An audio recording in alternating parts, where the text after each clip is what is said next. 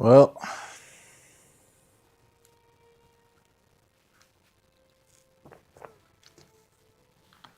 audio is definitely going to be a little bit off from the video, but it doesn't really matter. Check. It's mostly about the audio.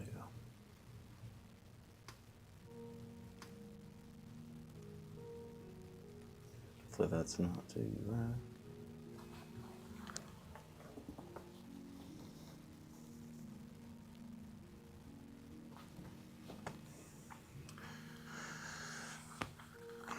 The Fugitive Slave Law. This is one of two addresses on the same subject by Emerson. He gave the first in Concord on May 3rd, 1851. Fugitive slaves were constantly passing through Concord in those days and were helped on their way by various individuals. The second address, which follows, he delivered at the Tabernacle in New York City on March 4th, 1854.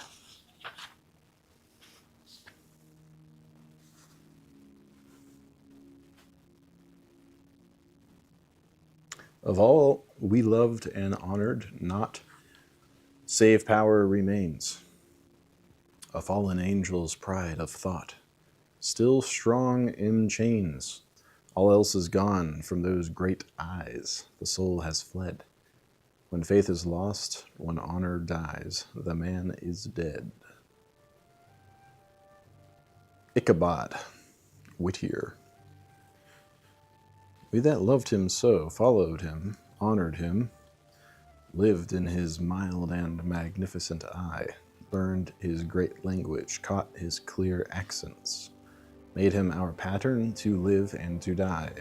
Shakespeare was of us, Milton was for us, Burns, Shelley were with us. They watch from their graves. He alone breaks from the van and the freeman.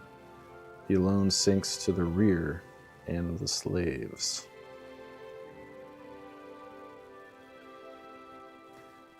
Browning, the lost leader. Fugitive slave law. I do not often speak to public questions. They are odious and harmful, and it seems like meddling or leaving your work. I have my own spirits in prison, spirits in deeper prisons, whom no man visits if I do not. And then I see what havoc it makes with any good mind, a dissipated philanthropy. The one thing not to be forgiven to intellectual persons is not to know their own task or to take their ideas from others. From this want of manly rest in their own and rash acceptance of other people's watchwords come the imbecility and fatigue of their conversation.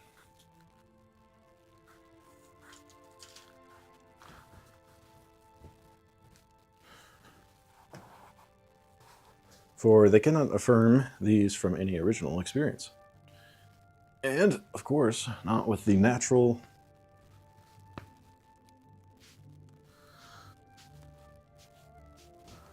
movement and total strength of their nature and talent, but only from their memory, only from their cramped position of standing for their teacher. They say what they would have you believe, and what they do not quite know. My own habitual view is to the well-being of students or scholars, and it is only when the public events affects them that it very seriously touches me.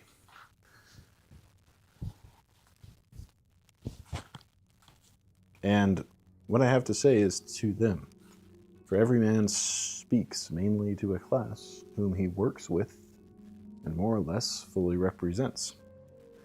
It is to these I am beforehand related and engaged, in this audience or out of it, to them and not to others.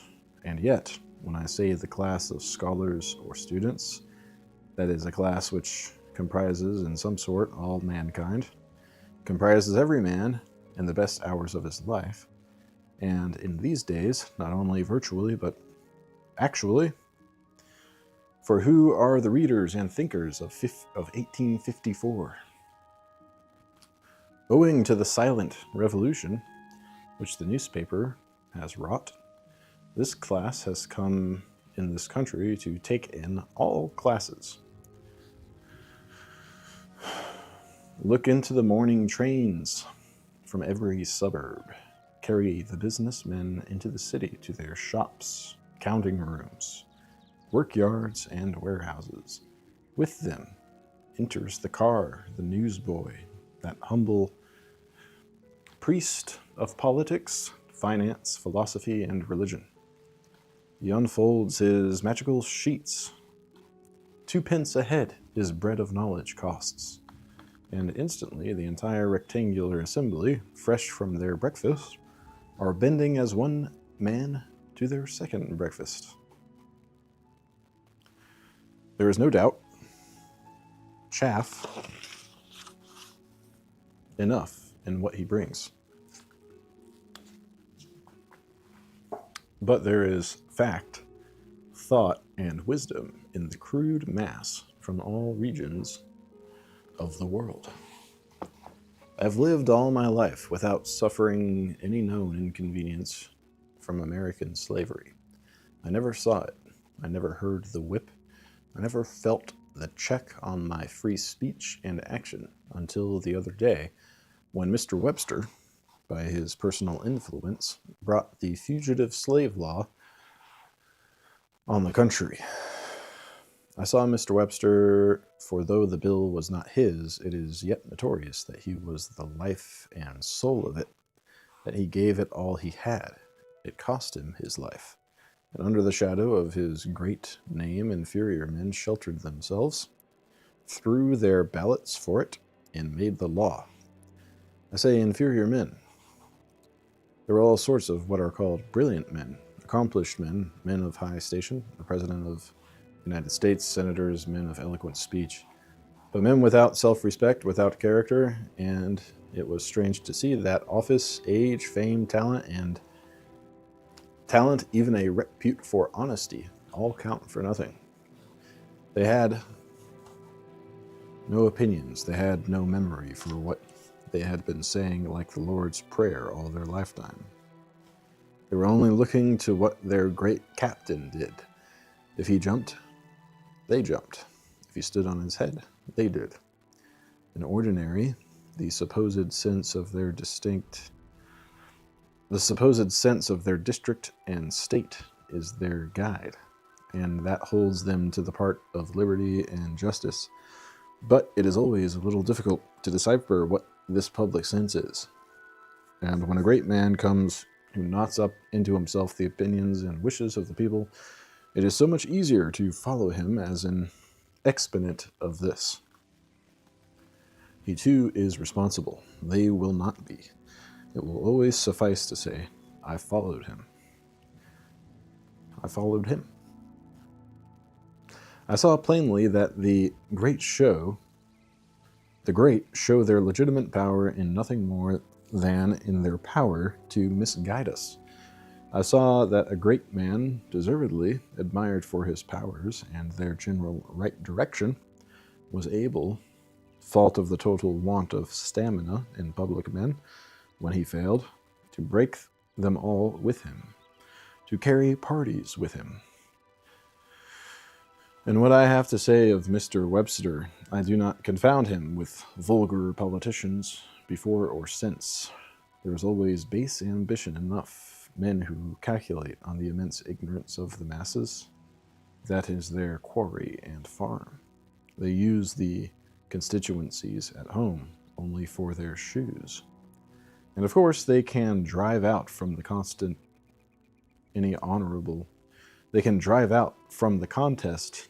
any honorable man. The low can best win the low, and all men like to be made much of. There are those, too, who have power and inspiration only to do ill. Their talent or their faculty deserts them when they undertake anything right. Mr. Webster had a natural ascendancy of aspect and carriage which distinguished him over all his contemporaries. His countenance, his figure, and his manners were all in so grand a style that he was, without effort, a superior to his most eminent rivals, as they were to the humblest, so that his arrival in any place was an event which drew crowds of people who went to satisfy their eyes and could not see him enough. I think they looked at him as the representative of the American continent. He was there in his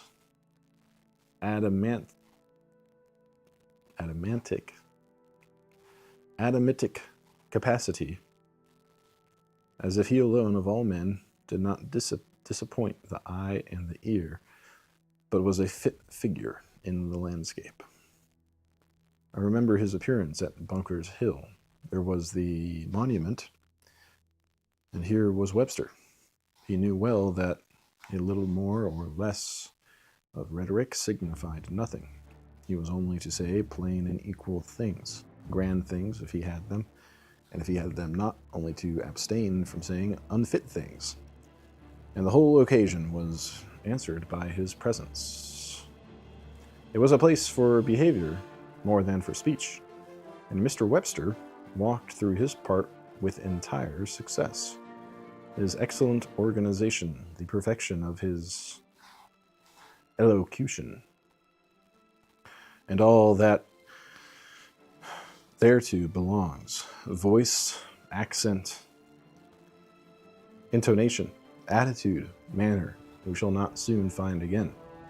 When he was so thoroughly simple and wise in his rhetoric, he saw through his matter, hugged his fact so close, went to the principal or essential, and never indulged in a weak flourish, though he knew perfectly well how to make such exordiums, episodes, and perorations as might give perspective to his harangues without in the least embarrassing his march or confounding his transitions.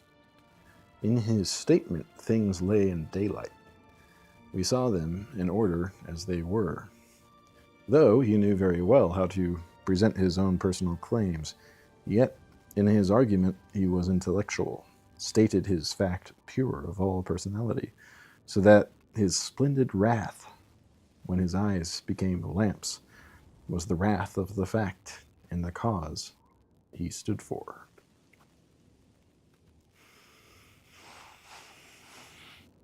His power, like that of all great masters, was not in excellent parts, but was total. He had a great and everywhere equal propriety. He worked with that closeness of adhesion to the matter in hand which a joiner or a chemist uses, and the same quiet and sure feeling of right to his place that an oak or a mountain have to theirs. After all his talents have been described, these remains that perfect propriety which animated all the details of the action or speech, with the character of the whole, so that his beauties of detail are endless.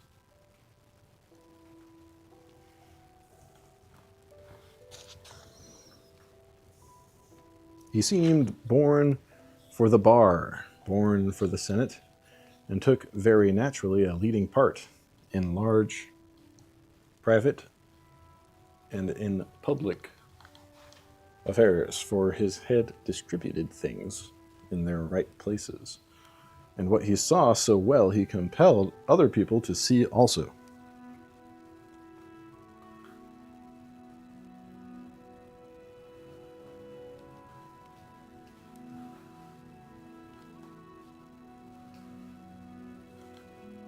Great is the privilege of eloquence. What gratitude does every man feel to him who speaks well for the right. He translates truth into language entirely plain and clear. The history of this country has given a disastrous importance to the defects of this great man's mind. Whether evil influences in the corruption of politics, or whether original infirmity, it was the misfortune of his country that with his large understanding he had not what is better than intellect, and the source of its health. It is a law of our nature that great thoughts come from the heart. If his moral sensibility had been proportioned to the force of his understanding, what limits could have been set to his genius and beneficent power? But he wanted that deep source of inspiration, hence a sterility of thought, the want of generalization in his speeches, and the curious fact that, with a general ability which impresses all the world, there is not a single general remark, not an observation on life and manners, not an aphorism that can pass into literature from his writings. For years ago, tonight, on one of those high critical moments in history when great issues are determined, when the powers of right and wrong are mustered for conflict, and it lies with one man to give a casting vote, Mr. Webster most unexpectedly threw his whole weight on the side of slavery, and caused by his personal and official authority the passage of the Fugitive Slave Law. It is remarked of the Americans that they value dexterity too much and honor too little, that they think they praise a man more by saying that he is smart than by saying that he is right. Whether the defect be national or not, it is the defect and calamity of Mr. Webster, and it is so far true of his countrymen, namely, that the appeal is sure to be made to his physical and mental ability when his character is assailed. His speeches on the 7th of March, and at Albany, at Buffalo, at Syracuse, and Boston are cited in justification, and Mr. Webster's literary editor believes that it was his wish to rest his fame on the speech of the 7th of March. Now, though I have my own opinions on this 7th of March discourse and those others, and think them very transparent and very open to criticism, yet the secondary merits of a speech, namely its logic, its illustrations, its points, etc., are not here in question. Nobody doubts that Daniel Webster could make a good speech. Nobody doubts that there were good and plausible things to be said on the part of the South. But this is not a question of ingenuity, not a question of syllogisms, but of sides. How came he there?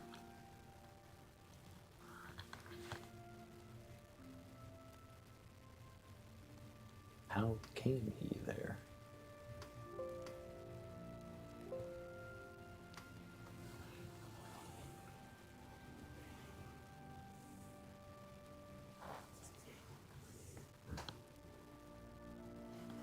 There are always texts and thoughts and arguments, but it is the genius and temper of the man which decides whether he will stand for right or for might.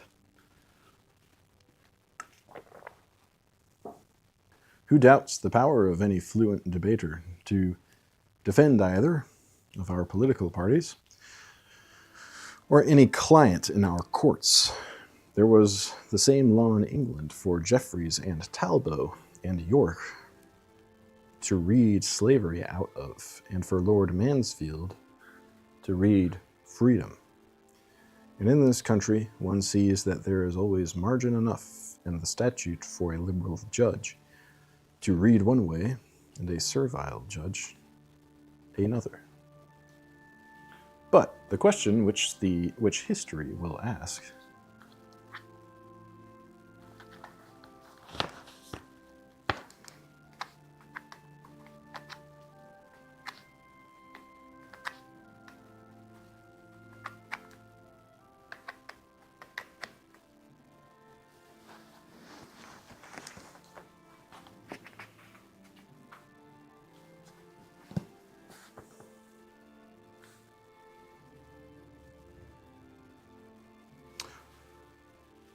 is broader.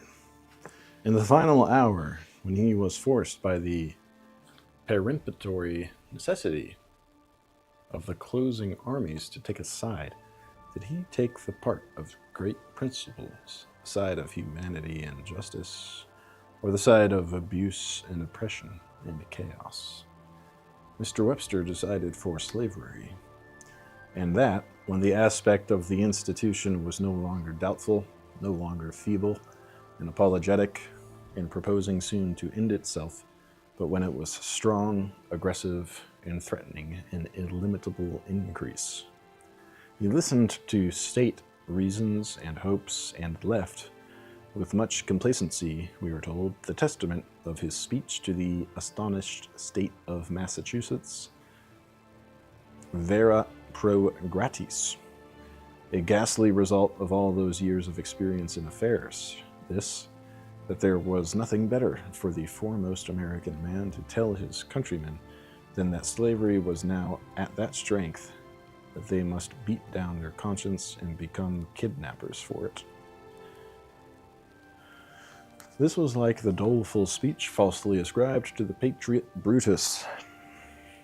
Virtue, I have followed thee through life, and I find thee but a shadow. Here was a question of an immoral law, a question agitated for ages and settled always in the same way by every great jurist, that an immoral law cannot be valid. Cicero, Grotius, Coke, Blackstone, Burlamaqui,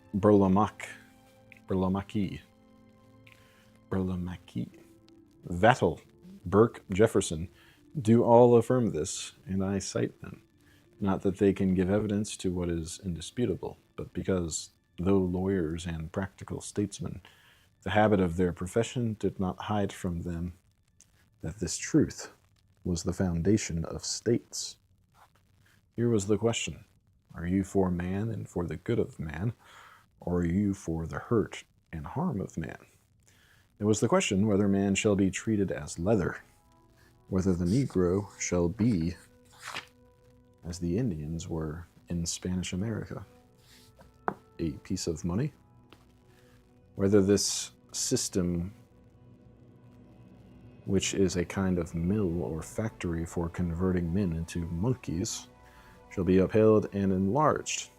And Mr. Webster and the country went for the application to these poor men of a quadruped law. People were expecting a totally different course from Mr. Webster. If any man had in that hour possessed the weight with the country which he had acquired, he could have brought the whole country to its senses. But not a moment's pause was allowed. Angry parties went from bad to worse, and the decision of Webster was accompanied with everything offensive to freedom and good morals. There was something like an attempt to debauch the moral sentiment of the clergy and of the youth. Burke said he, quote, would pardon something to the spirit of liberty, but by Mr. Webster, the opposition to the law was sharply called treason and prosecuted so. He told the people at Boston they must conquer their prejudices,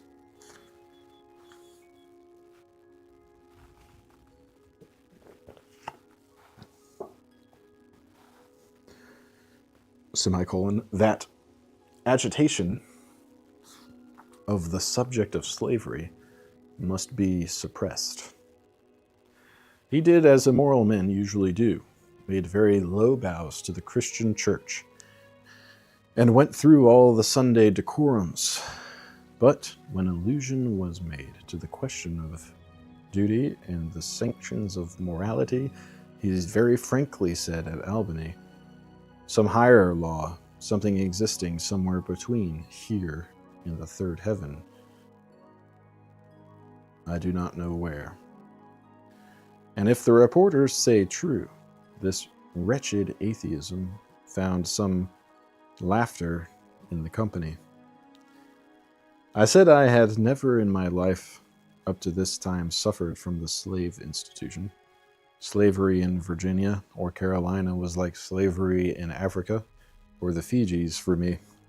There was an old fugitive law, but it had become, or was fast becoming, a dead letter, and by the genius and laws of Massachusetts, inoperative. The new bill made it operative, and required me to hunt slaves, and it found citizens in Massachusetts willing to act as judges and captors. Moreover, it discloses the secret of the new times, that slavery was no longer mendicant, but was become aggressive and dangerous.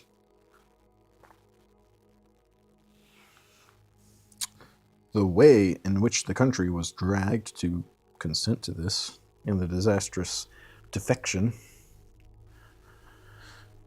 on the miserable cry of union of the men of letters, of the colleges of educated men, nay, of some preachers of religion, was the darkest passage in the history. It showed that our prosperity had hurt us, and that we could not be shocked by crime. It showed that the old religion and the sense of the right had faded and gone out, that while we reckoned ourselves a highly cultivated nation, our bellies had run away with our brains, and the principles of culture and progress did not exist. For I suppose that liberty is an accurate index in men and nations of general progress. The theory of personal liberty was always appeal to the most refined communities, and to the men of the rarest perception and of delicate moral sense. For there are rights which rest on the finest sense of justice, and with every degree of civility it will be more truly felt and defined. A barbarous tribe of good stock will, by means of their best heads, secure substantial liberty. But where there is any weakness in a race, and it becomes, in a degree, matter of concession and protection from their stronger neighbors, the incompatibility and offensiveness of the wrong will of course be most evident to the most cultivated. For it is it not, the essence of courtesy, of politeness, of religion, of love, to prefer another, to postpone oneself, to protect another from oneself. That is the distinction of the gentleman, to defend the weak and redress the injured, as it is of the savage and the brutal, to usurp and use others. In Massachusetts, as we all know, there has always existed a predominant conservative spirit. We have more money and value of every kind than other people, and wish to keep them. The plea on which freedom was resisted was union. I went to certain serious men who had a little more reason than the rest, and inquired why they took this part. They answered that they had no confidence in their strength to resist the Democratic Party, that they saw plainly that all was going to the utmost verge of license. Licence. Each was vying with his neighbor to lead the party by proposing the worst measure, and they threw themselves on the extreme conservatism as a drag on the wheel, and they knew Cuba would be had and Mexico would be had, and they stood stiffly on conservatism and as near to monarchy as they could, only to moderate the velocity with which the car was running down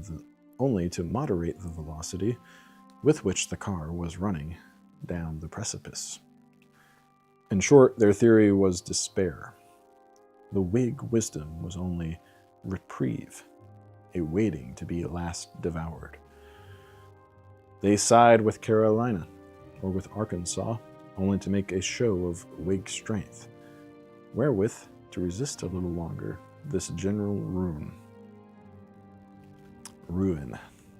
I have a respect for conservatism. I know how deeply founded it is in our nature, and how idle are all attempts to shake ourselves free from it. We are all conservatives, half Whig, half Democrat, in our essences, and might as well try to jump out of our skins as to escape from our Whiggery. There are two forces in nature by whose antagonism we exist: the power of fate, fortune, the laws of the world, the order of things, or however else we choose to phrase it, the material necessities on the one hand, and will, or duty, or freedom on the other. May and must, in the sense of right and duty on the one hand, and the material necessities on the other. May and must. In vulgar politics, the Whig goes for what has been, for the old necessities, the musts. The reformer goes for the better, for the ideal good, for the mays. But each of these parties must of necessity take in some measure, the principles of the other. Each wishes to cover the whole ground, to hold fast, and to advance. Only one lays the emphasis on keeping, and the other on advancing. I too think the musts are a safe company to follow, and even agreeable. But if we are Whigs, let us be Whigs of nature and science. And so for all the necessities. Let us know that over and above all the musts of poverty and appetite is the instinct of man to rise, and the instinct to love and help his brother.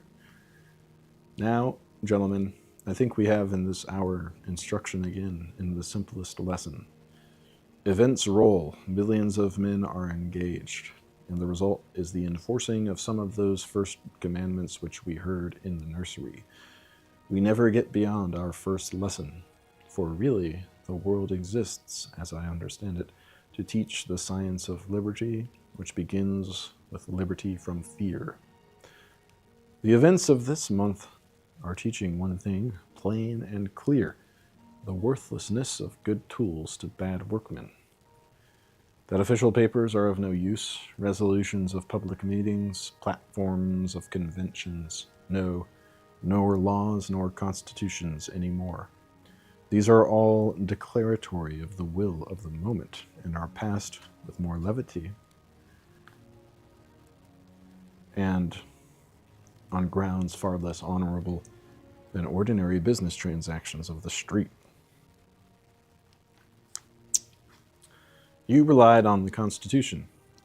It has not the word slave in it, and very good argument has shown that it would not warrant the crimes that are done under it, that with provisions so vague for an object not named, and which could not be availed of to claim a barrel of sugar or a barrel of corn, the robbing of a man and of all his posterity is effected.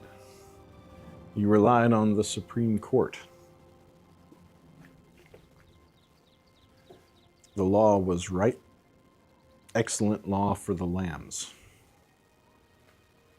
But what if, unhappily, the judges were chosen from the wolves, and give to all the law a wolfish interpretation? You relied on the Missouri Compromise. That is written over. You relied on state sovereignty in the free states to protect their citizens. They are driven with contempt out of the courts and out of the territory of the slave states, if they are so happy as to get out with their lives. And now you relied on these dismal guarantees infamously made in 1850, before the body of Webster is yet crumbled. It is found that they have crumbled. This eternal monument of his fame and of the Union is rotten in 4 years. They are no guarantee to the free states, They are a guarantee to the slave states that as they have hitherto met with no repulse, they shall meet with none. I fear there is no reliance to be put on any kind or form of covenant. No, not on sacred forms, none on churches, none on Bibles. For one would have said that a Christian would not keep slaves, but the Christians keep slaves. Of course, they will not dare to read the Bible, won't they? They quote the Bible, quote Paul, quote Christ, to justify slavery.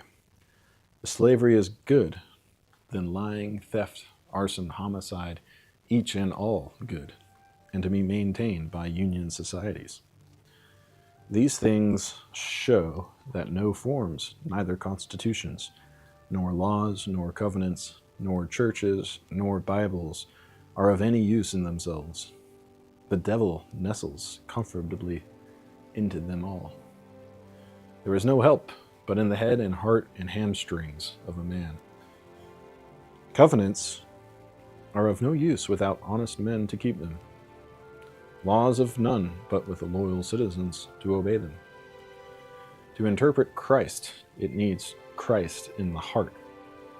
The teachings of the Spirit can be apprehended only by the same Spirit that gave them forth.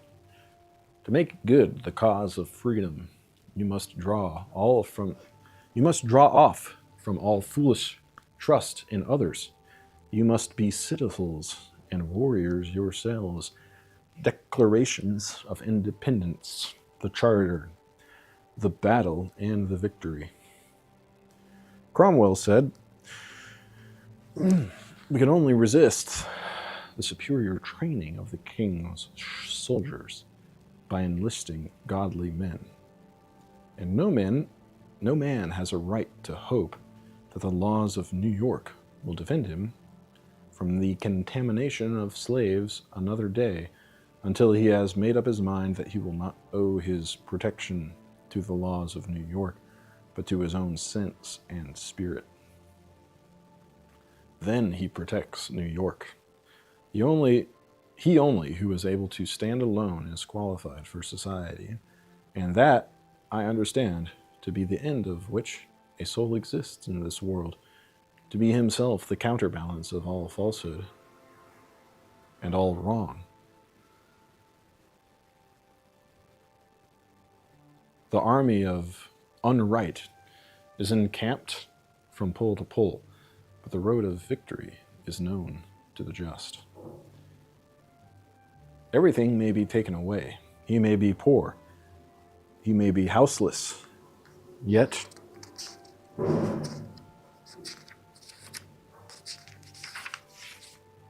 he will know out of his arms to make a pillow, and out of his breast a bolster. Why have the minority no influence? Because they have not a real minority of one. I conceive that thus to detach a man and make him feel that he is to owe all to himself is the way to make him strong and rich. And here the optimist must find, if anywhere, the benefit of slavery. We have many teachers. We are in this world for culture, to be instructed in realities and the laws of moral and intelligent nature, and our education is not conducted by toys and luxuries, but by austere and rugged masters, by poverty, solitude, passions, war, slavery.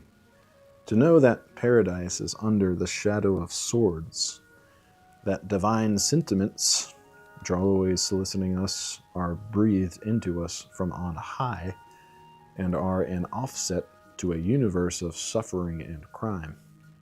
That self-reliance, the height and perfection of man, is reliance on God. The insight of the religious sentiment will disclose to him unexpected aids in the nature of things.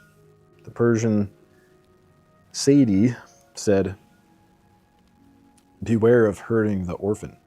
When the orphan sets a-crying, the throne of the Almighty is rocked from side to side.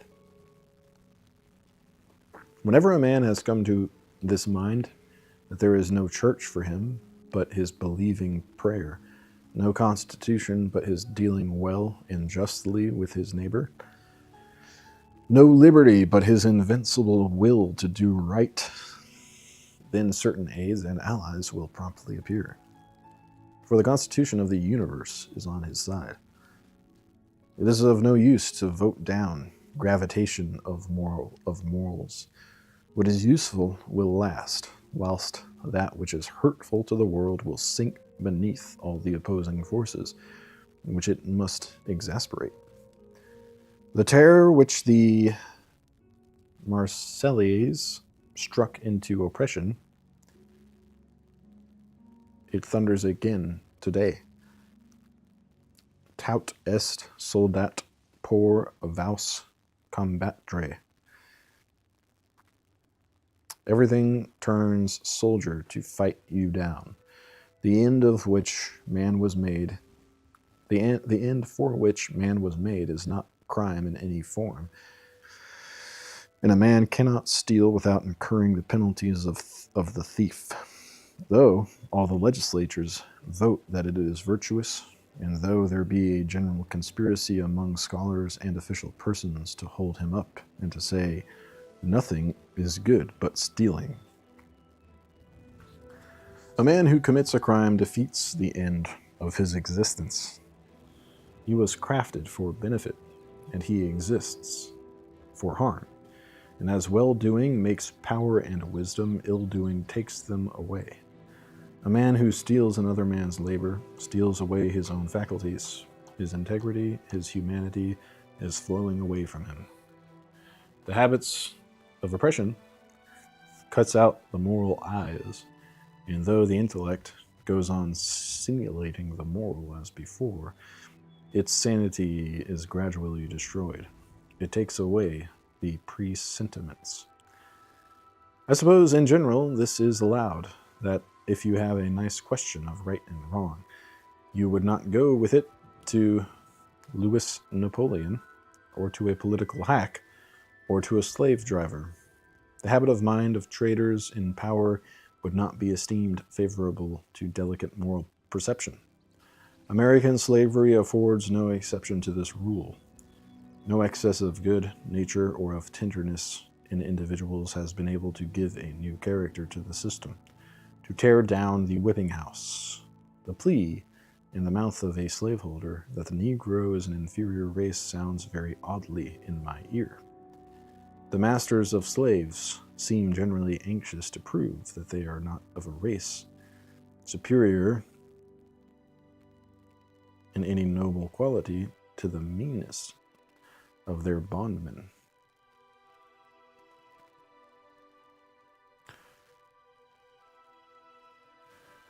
And indeed, when the Southerner points to the anatomy of the Negro and talks of chimpanzee, I recall Montesquieu's remark, "It will not do to say that Negroes are men, lest it should turn out that whites are not." Slavery is disheartening, but nature is not so helpless, but it can rid itself at last of every wrong. But the spasms of nature are centuries and ages.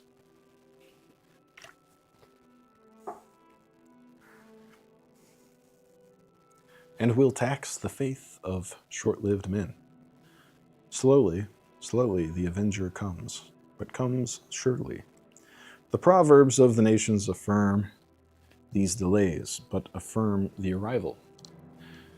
They say, God may consent, but not forever. The delay of the divine justice, this was the meaning and soul of the Greek tragedy. This the soul of their religion. There has come, too, one to whom lurking warfare is dear, retribution with a soul full of wiles, a violator of hospitality, guileful without the guilt of guile, limping, late in her arrival. They said of the happiness of the unjust that, at its close, It begets itself an offspring and does not die childless. And instead of good fortune, there sprouts forth for posterity ever ravening calamity. For evil world shall evil world be said, for murder stroke a murder stroke be paid. Who smites must smart. These delays, you see them now in the temper of the times. The national spirit in this country is so drowsy, preoccupied with interest, deaf to principle. The Anglo-Saxon race is proud and strong and selfish. They believe only in Anglo-Saxons. In 1825, Greece found America deaf. Poland found America deaf. Italy and Hungary found her deaf. England maintains trade, not liberty. Stands against Greece, against Hungary, against Schleswig-Holstein, against the French Republic, whilst it was a republic. To faint hearts, the times offer no invitation. The torpor exists here throughout the active classes on the subject of domestic slavery and its appalling aggressions. Yes, that is the stern edict of Providence, that liberty shall be no hasty fruit, but that event on event, population on population, age on age, shall cast itself into the opposite scale, and not until liberty has slowly accumulated weight enough to countervail and preponderate against all this can the sufficient recoil come. All the great cities, all the refined circles, all the statesmen, Guizot, Palmerston, Webster, Calhoun, are sure to be found befriending liberty with their words and crushing it with their votes. Liberty is never cheap. It is made difficult, because freedom is the accomplishment and perfectness of man. He is a finished man, earning and bestowing good, equal to the world, a home in nature, and dignifying that. The sun does not see anything nobler, and has nothing to teach him. Therefore, mountains of difficulty must be surmounted, stern trials met, wiles of seduction, dangers healed by a quarantine of calamities, to measure his strength before he dare say, I am free. Whilst the inconsistency of slavery with the principles on which the world is built guarantees its downfall, I owe that the patience it requires is almost too sublime for mortals, and seems to demand of us more than mere hoping. And when one sees how fast the rot spreads, it is growing serious. I think we demand of superior men that they be superior in this, that the mind and the virtue shall give their verdict in their day, and accelerate so far the progress of civilization. Possession is sure to throw its stupid strength for existing power, and appetite and ambition will go for that. Let the aid of virtue, intelligence, and education be cast where they rightfully belong. They are organically ours. Let them be loyal to their own. I wish to see the instructed class here known by their own flag, and not fire on their comrades. We should not forgive the clergy for taking on every issue, the immoral side, nor the bench, if it put itself on the side of the culprit, nor the government if it sustained the mob against the law. It is a potent support and ally to a brave man standing single or with a few for the right, and outvoted and ostracized, to know that better men in other parts of the country appreciate the service and will rightly report him to his own. Appreciate the service and will rightly report him to his own and the next age. Without this assurance, he will sooner sink. He may well say, if my countrymen do not care to be defended, I too will decline the controversy, from which I only reap invectives and hatred. Yet the lovers of liberty may with reason tax the coldness and indifferentism of scholars and literary men. They are lovers of liberty in Greece and Rome and in the English Commonwealth, but they are lukewarm lovers of liberty of America in 1854.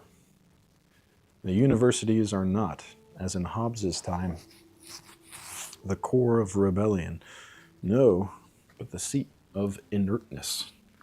They have forgotten their allegiance to the muse and grown worldly and political. I listened lately on one of those occasions when the university chooses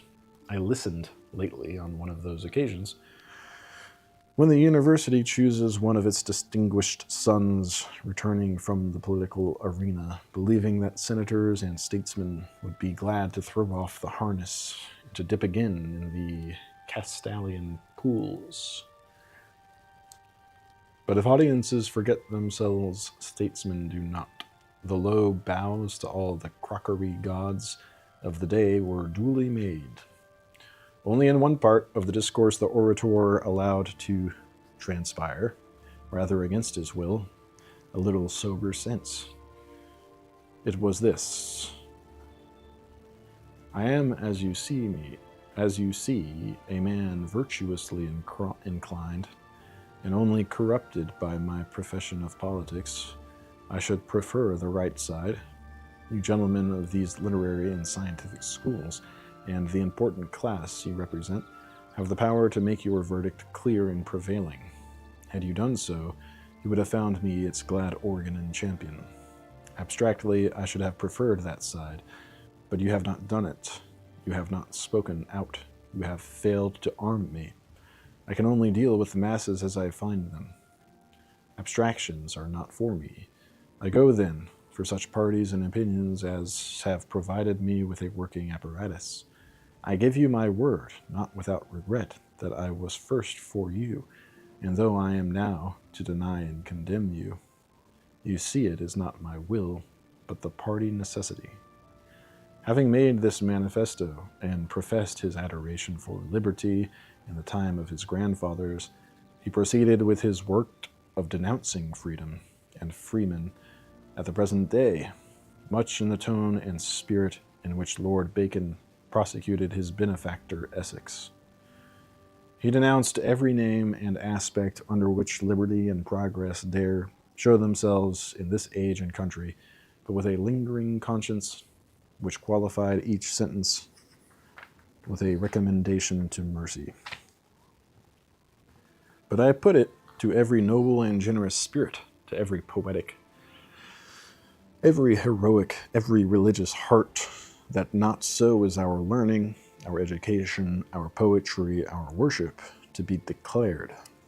Liberty is aggressive. Liberty is the crusade of all brave and conscientious men, the epic poetry, the new religion, the chivalry of all gentlemen. This is the oppressed lady whom true knights on their oath and honor must rescue and save. Now at last we are disenchanted and shall have no more false hopes. I respect the Anti-Slavery Society. It is the Cassandra that has foretold all that has befallen, fact for fact, years ago. Foretold all, and no man laid it to heart. It seemed, as the Turks say, fate makes that a man should not believe his own eyes. But the Fugitive Law did much to unglue the eyes of men, and now the Nebraska bill leaves us staring. The Anti-Slavery Society will add many members this year. The Whig Party will join it. The Democrats will join it. The population of the free states will join it. I doubt not, at last, the slave states will join it. But be that sooner or later, and whoever comes or stays away, I hope we have reached the end of our unbelief, have come to a belief that there is a divine providence in the world, which will not save us, but through our own cooperation.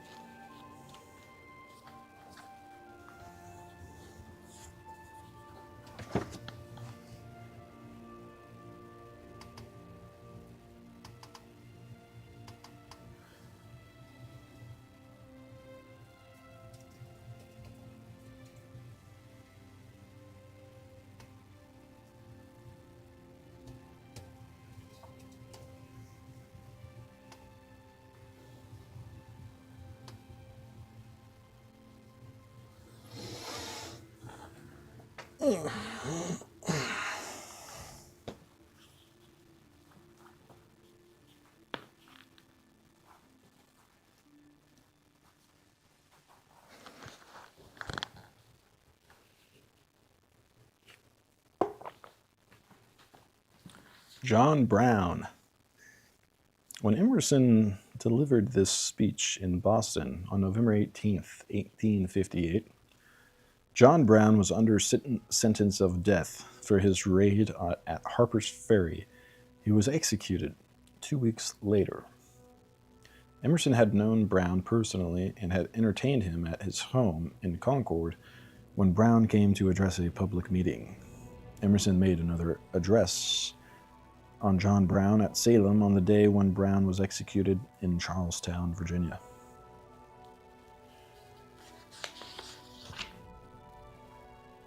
Quote, John Brown in Kansas settled, like a steadfast Yankee farmer, brave and godly with 4 sons, all stalwart men of might.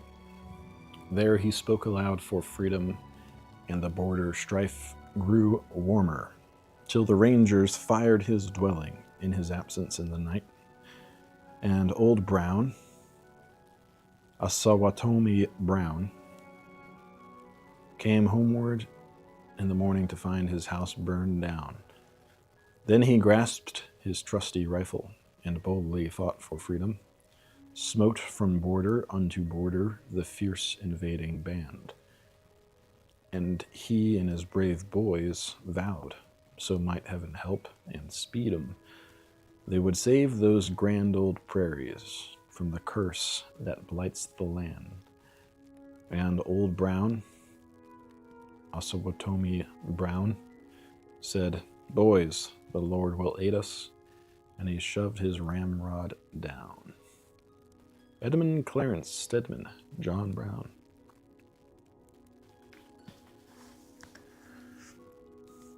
Mr. Chairman and fellow citizens, I share the sympathy and sorrow which brought us together. Gentlemen who have preceded me have well said that no wall of separation could here exist, that this commanding event which has brought us together eclipses all others which have occurred for a long time in our history, and I am very glad to see that this sudden interest in the hero of Harper's Ferry has provoked an extreme curiosity in all parts of the Republic in regard to the details of his history. Every anecdote is eagerly sought, and I do not wonder that gentlemen find traits of relation readily between him and themselves.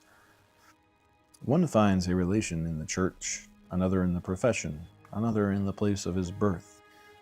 He was happily a representative of the American Republic. Captain John Brown is a farmer, the 5th in descent from Peter Brown, who came to Plymouth in the Mayflower in 1620.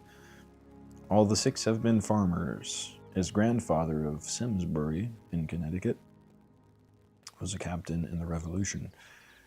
His father, largely interested as a raiser of stock, became a contractor to supply the army with beef in the War of 1812. And our Captain John Brown, then a boy with his father, was present and witnessed the surrender of General Hull. He cherishes a great respect for his father, a man of strong character, and his respect is probably just. For himself, he is so transparent that all men see him through. He is a man to make friends wherever on earth courage and integrity are esteemed, the rarest of heroes, a pure idealist, with no buy-ins of his own. Many of you have seen him, and every one who has heard him speak has been impressed alike by his simple, artless goodness, joined with his sublime courage. He joins that perfect Puritan faith which brought his 5th ancestor to Plymouth Rock with his grandfather's ardor in the Revolution.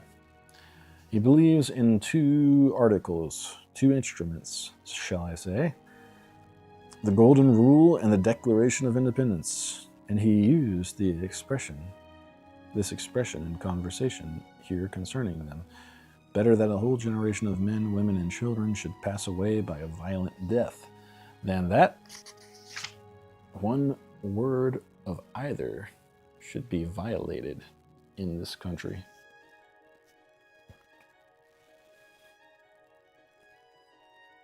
There is a unionist, there is a strict constructionist. There is a unionist, there is a strict constructionist for you.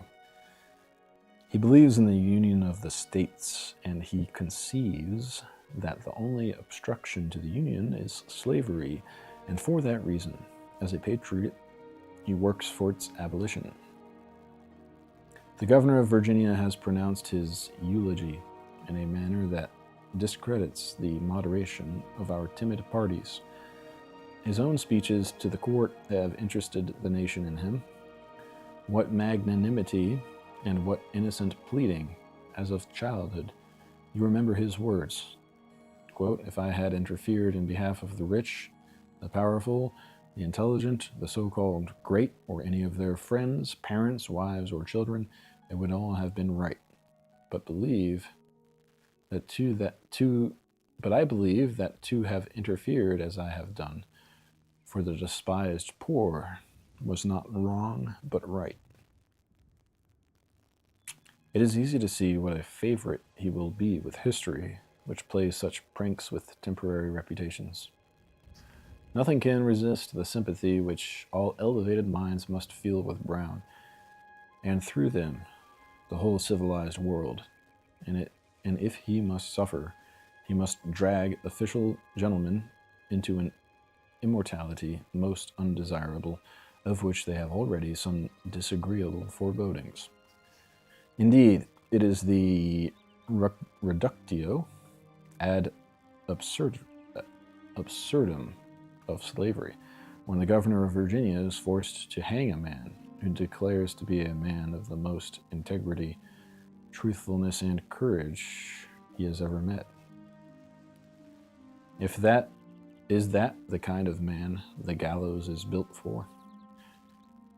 It were bold to affirm that there is within that broad commonwealth at this moment another citizen as worthy to live and as deserving of all public and private honor as this poor prisoner. But we are here to think of relief for the family of John Brown. To my eyes, that family looks very large and very needy of relief. It comprises his brave fellow sufferers in the Charlestown jail, the fugitives still hunted in the mountains of Virginia and Pennsylvania, the sympathizers with him in all the states, and I must say almost every man who loves the Golden Rule and the Declaration of Independence, like him, and who sees what a tiger's thirst threatens him in the malignity of public sentiment in the slave states. It seems to me that a common feeling joins the people of Massachusetts with him. I said John Brown was an idealist. He believed in his ideas to that extent that he existed to put them all into action. He said he did not believe in moral suasion. He believed in putting the thing through. He saw how deceptive the forms are. We fancy in Massachusetts that we are free, yet it seems the government is quite unreliable.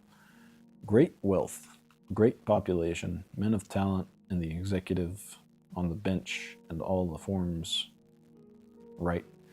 And yet, life and freedom are not safe. Why? Because the judges rely on the forms and do not, like John Brown, use their eyes to see the fact behind the forms. They assume that the United States can protect its witness or its prisoner, and in Massachusetts that is true. But the moment he is carried out of the bounds of Massachusetts, United States, it is notorious, affords no protection at all.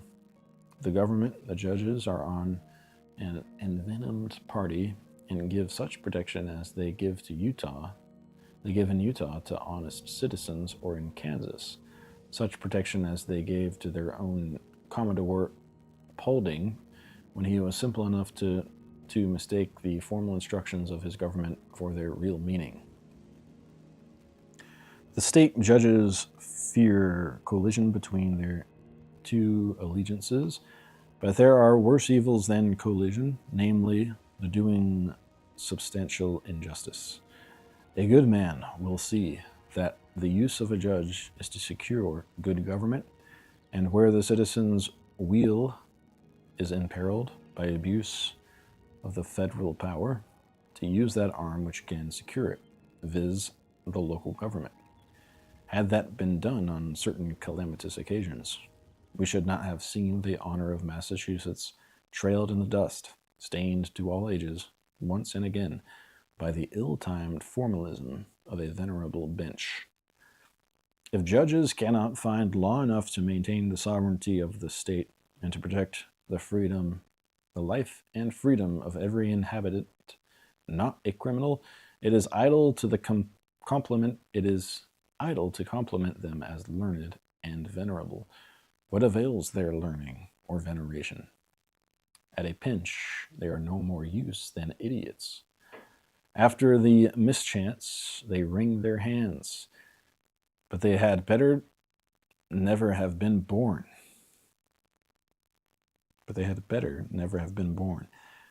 The Vermont judge Hutchinson, who has the Declaration of Independence in his heart, a Wisconsin judge who knows that laws are for the protection of citizens against kidnappers, is worth a courthouse full of lawyers so idolatrous of forms as to let go the substance. In any man in Massachusetts so simple as to believe that when a United States court in Virginia, now in its present reign of terror, sends to Connecticut or New York or Massachusetts for a witness, it wants him for a witness? No, it wants him for a party. It wants him for meat to slaughter and eat.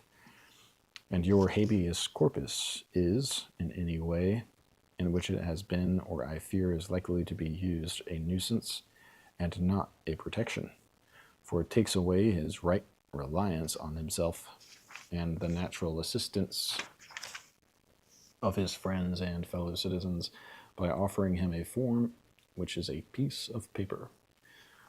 But I am detaining the meeting on matters which others understand better. I hope then that in administering relief to John Brown's family, we shall remember all those whom his fate concerns, all who are in sympathy with him, and not to forget to aid him in the best way by securing freedom and independence in Massachusetts.